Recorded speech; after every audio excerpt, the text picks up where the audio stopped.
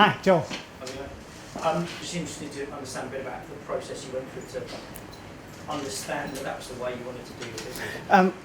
I had a leg up actually, because in 1996 I wrote the first version of the Hong Kong Visa Handbook, and I put it on the internet back then. That was at a time when HSBC had dial-up email accounts, for example. And it was certainly a bit of sort of contrarian thinking on my part, and it was serendipitous really how I ended up doing that. But I made the decision that I was going to put the Hong Kong Visa Handbook on the internet for free, figuring that what would happen is that I would find myself with an army of other little consultants that knew nothing about immigration that were able now to offer a competing service. Typically, I figured they would compete with me on price. However, what I discovered was that while certainly to a degree we empowered others to offer that service, we, in the process of sharing our IP with everybody, we became the acknowledged experts. And as a result of that, we achieved certain efficiencies, such as the idea that we could now reach people before they come to Hong Kong, because prior to that you couldn't get away from the South China Morning Post, and for us a Japanese newspaper called the Hong Kong Post, where we were advertising our services. Now we could reach out to the world and we catch the people before they'd arrive in Hong Kong, which is the best time to catch somebody, forge a relationship with somebody before they've arrived, before they've created all the problems that invariably you have to fix as a result of having come to Hong Kong and then just sort of made it up as you go along. So I kind of, I knew that we would be successful in that fashion as a result of that experience. But the second thing that happened to me between 1996 and 2000 was I was able to quite properly put those people who used to be a liability into a bucket that now actually over time made them an asset. Because it used to be that people would, before the internet came along, people would come and spend time in our conference room. They'd take an hour of my time and I would share with them everything that I knew, and then they'd go away and do it themselves. So not only would I lose the prospect of a client, but I'd also lose an hour of my time.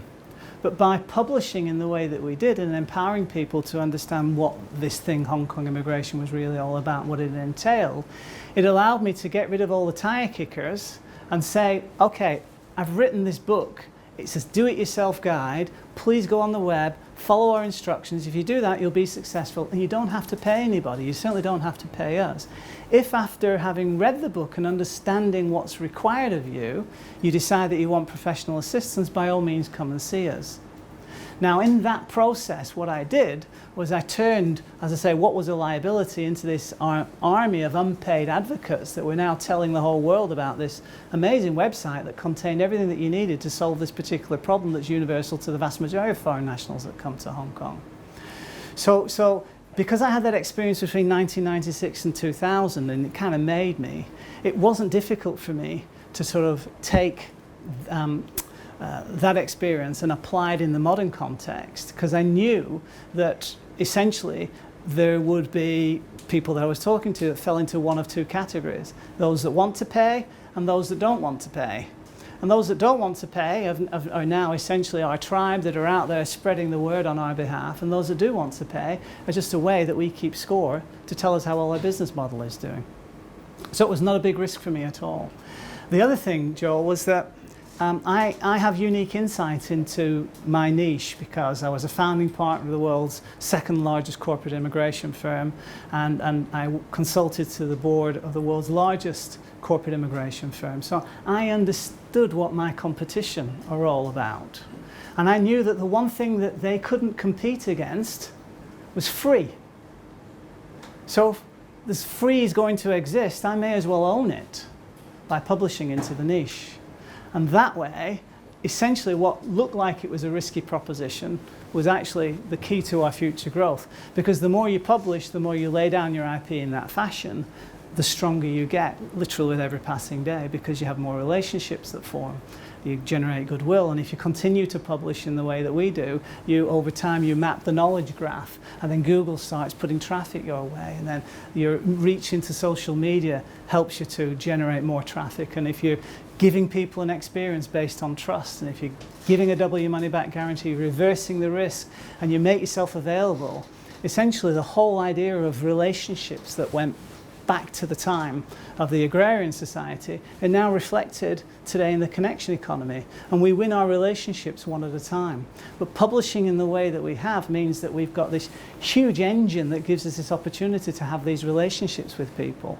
And I now perceive the marketplace for immigration services not a series of potential transactions, but actually a pool of potential revenue that, you know, to one degree or another will manifest itself and materialize itself as a result of making ourselves available in the way that we do, both through access to our people and also through our resources on the internet.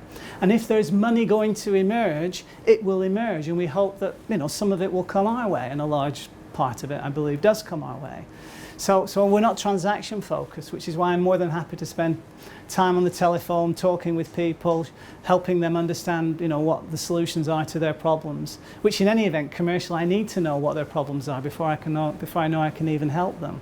So essentially, we've now got a situation in the marketplace where, you know, we reign relationships, and we probably get between 10 and 15 new relationships a day, and out of those 10 or 15 we give, we're generous, you know, the law of reciprocity works in our favour, and out of that springs the revenue, and that funds our growth.